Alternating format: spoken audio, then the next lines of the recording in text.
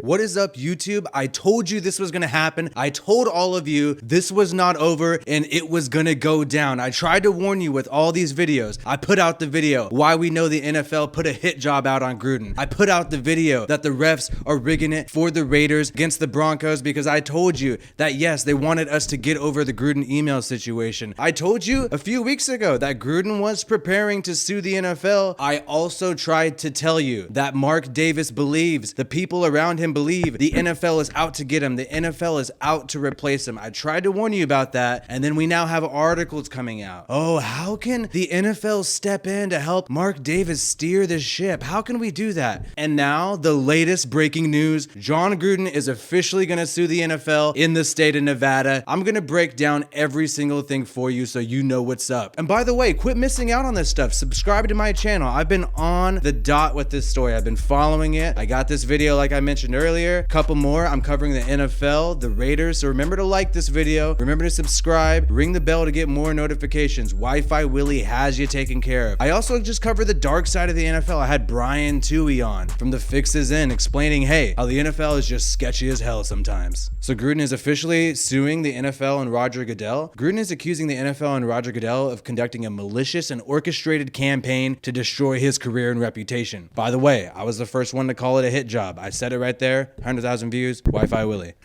It's all spelled out in a new lawsuit obtained by TMZ, filed in the court of Nevada this Thursday. So this just happened yesterday, filed, news breaking today, that the NFL obtained his private emails with his friend and former coworker Bruce Allen. The former Raiders head coach accused the NFL and the commish of holding on the emails for months, only to leak them to conduct maximum damage to Jon Gruden. Gruden characterizes it as a Soviet-style, Stalinist character assassination. Here's the thing. They did have these emails in June from the Washington football team investigation.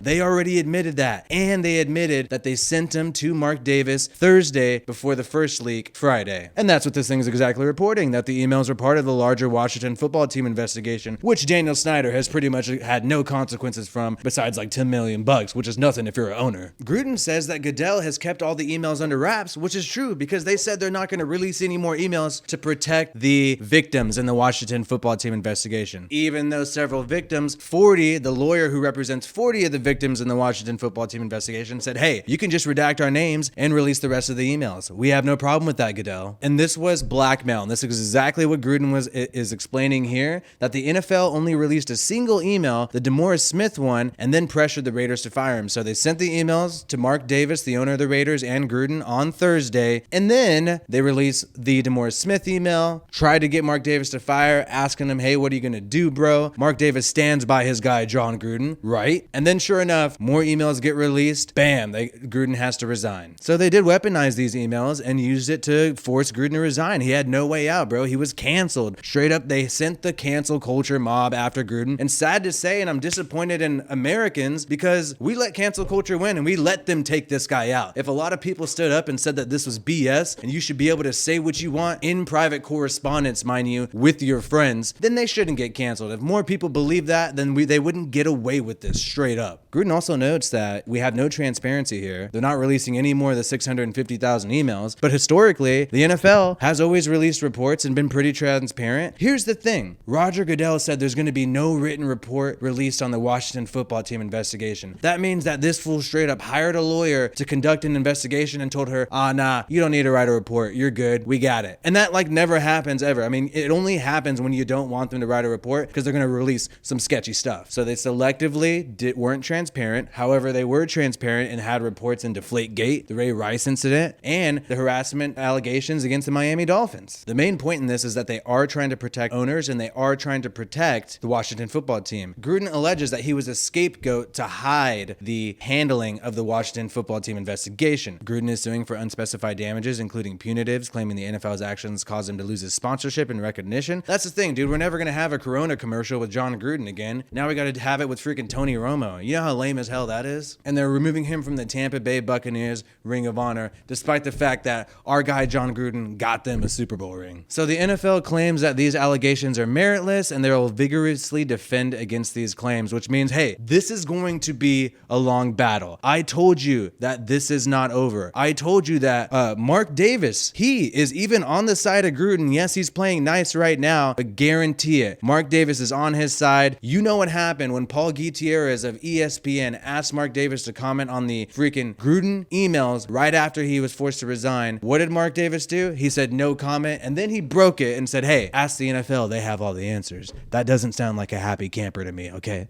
And I'm so glad that Jon Gruden is suing. I'm so glad that he is not backing down, because you know what? Jon Gruden could let the mob win. Jon Gruden could say, hey, you know what? Despite the fact that they still got players who've committed crimes, actual crimes, they got players who, quote Hitler on their Twitter on a Sunday afternoon, like, hey, yet they're going to cancel me for making some, inappropriate comments through email. He could just say, whatever, I'll take my money and I'll back down and I'll listen to Daddy Goodell. But instead, our hothead guy Gruden, our guy Chucky, he said, F that. He said, no, I'm coming through, and I'm coming through with the lawsuit, and I am taking down Roger Goodell, and I'm going to try to make sure, because you know what? Congressman Christian Amorthi, it seems like he's backing down. He put a little stunt together to try to say, we're going to get the NFL to testify and then release the rest of the emails. Well, what's happened with that? Nothing. They were supposed to send over all the documents by November 4th. Apparently, the NFL is complying. But guess what? We have no story from that. So I guess Gruden has to come out here, and Gruden has to sue the NFL. And this opens the door for them to get people to testify. This opens the door for the court to request more documents, request more emails. Gruden is fighting not only for himself and for himself getting canceled, but he is also fighting for the victims of the Washington football team investigation. He is also fighting for other people who have been wronged by the leadership, mainly the 32 owners in the NFL. Actually, let me say 31, because Mark Davis, he's not welcome into the owner club like a lot of them are. Maybe that's because he used to be one of the most broke owners in the NFL and finally made some money in Vegas, and I think a lot of people are getting jealous. So Gruden's going to continue this fight for the cheerleaders, for the rest of the people who have been hurt by the NFL, and shout out to him, man. Maybe he can come out of this, become a hero at the end of the day, become someone who is exposed the workplace harassment that occurs in football teams, that can expose some of the more corrupt emails, way more corrupt than making some inappropriate comments. I'll tell you that a lot of owners and presidents send to each other. We all know, even if you do not like what Gruden says, even if you believe that Gruden should be canceled, the main problem with this is that it's all one-sided, it's all one bias, it's a hip job. I personally don't believe anybody should be canceled for things that Gruden did. I think that you should be able to make jokes privately, and that shouldn't affect your job, even if it's leaked. Call me crazy, okay? But at the same time, if you're someone who does believe he should be canceled, okay, you could still be in Gruden's club here, because guess what? The main problem is they're not releasing anything at all from all these other emails. They're not doing anything to harm the Washington football team or any owner in the NFL, and that's because they want to have Gruden be the scapegoat. So if you're going to cancel Gruden for this, then other people need to be canceled too. But hey, at the end of the day,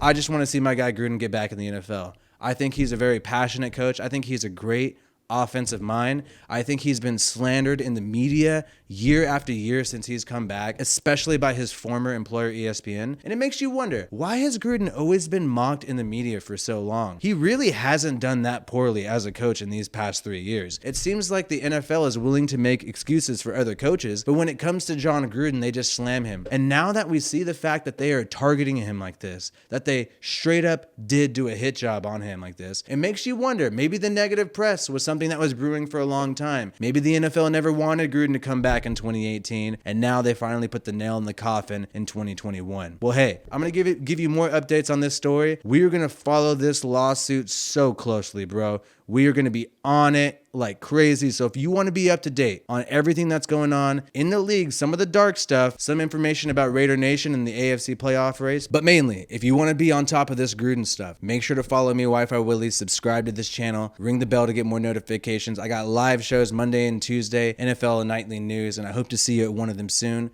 Peace out.